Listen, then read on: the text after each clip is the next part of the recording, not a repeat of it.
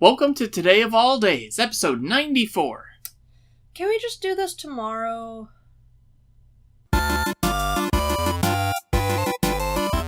Today is World Record Wednesday, September 6th, 2017. And today is...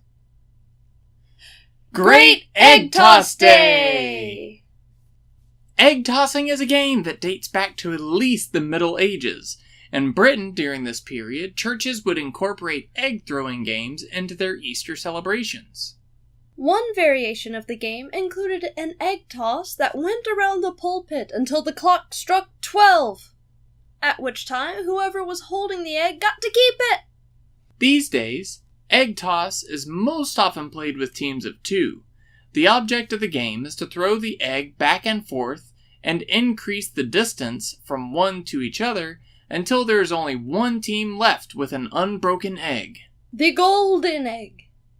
Egg tossing is actually quite a big thing, and the World Egg Throwing Federation tracks all egg throwing world records and holds official championship games in Swatton, England every year. I would never think that there would be an egg throwing federation. It is a sport, ladies and gentlemen. The battle for the two-person world record throwing distance has been a close one. In July and August of 2012, Andre Smink and Hillebrand Weiser set the world record at 69.25 meters and then broke it with 69.5 meters. In May of 2013, their record was broken by Wild Willie O'Donovan and Warren Mickelhone. The two set the new record at 71.2 meters. 2 months later, Andres and Hillenbrand took back their title with 73.77 meters.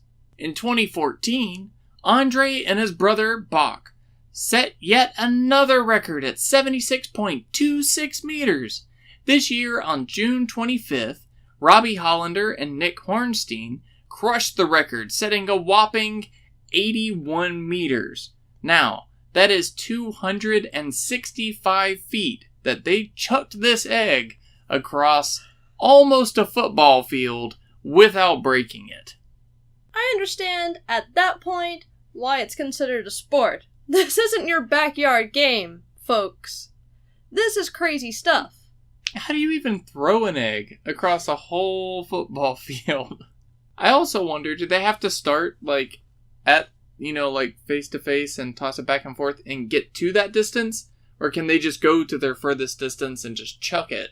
I'm not sure when it comes to the world records. Yeah, because that would make it a little bit more interesting and make it a lot more impressive that they had a teammate that was like, I know how this man throws eggs. Does your family have any egg-throwing traditions around Easter time or apparently in the middle of the summer? Let us know in the comment section below. And that brings us to... Today in History. In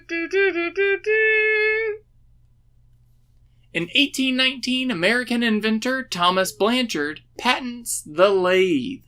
For all of yous out there who are unsure as to what exactly a lathe is, if you enjoyed those oddly satisfying videos where someone's carving a wooden chess piece just so with this spinning instrument, that, my friend, is a lathe. Now, most men are lucky to have one invention that will stand the test of time, but Thomas Blanchard wasn't most men. He held 25 patents for extremely innovative ideas, including the first American car. His car was powered by steam and was called the horseless carriage. And he invented the steam-powered vehicle before the first steam-powered trains in the U.S. Blanchard also went on to create a machine that could make 500 tacks in 1 minute. Before this invention, each one was made by hand, and the machined ones were higher quality. He sold the patent for $5,000. That's a lot of money. That's a lot of money back then.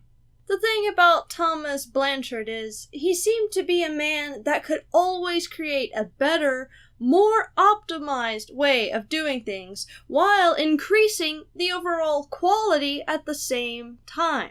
For instance, the lathe that he created could make gun barrels by turning them and finishing them in a single operation. This increased the speed of production and the quality of the finished product. I have to say, I'm very glad we stumbled across Thomas Blanchard today. We originally were going to discuss his patent and how it came into being, but you can't discuss Thomas Blanchard without going through his vast repertoire. He does have quite a few inventions, and there's a lot of them that we're not even covering on this show. So I strongly urge everybody, go look up Thomas Blanchard on Wikipedia or whatever your favorite source is for information, and just go look into the amazing things that he has come up with. And it's really cool to see that it really was, you could tell that he was in a situation and it was like, oh, that could be done better. And then he invented something to fill that void. Definitely worth looking into. And now, we're gonna sluggishly move forward, reluctantly, to... Fight Procrastination Day! Now, we all have those times. Maybe it's homework, maybe it's studying for an exam, maybe it's just getting ready for work or hitting the snooze button just a couple extra times when you know you shouldn't. But today is the day to fight those moments. And to tell yourself, no, if I'm going to do something, I'm going to set out to do it, and I'm going to do it well. Like Thomas Blanchard. If you're going to do it the right way. The Thomas Blanchard way. So what are you doing? Get out of here! Turn off the TV or computer, or put your cell phone on silent and get going on this day. Today of all days. Today of all days. And we will see y'all tomorrow. Bye.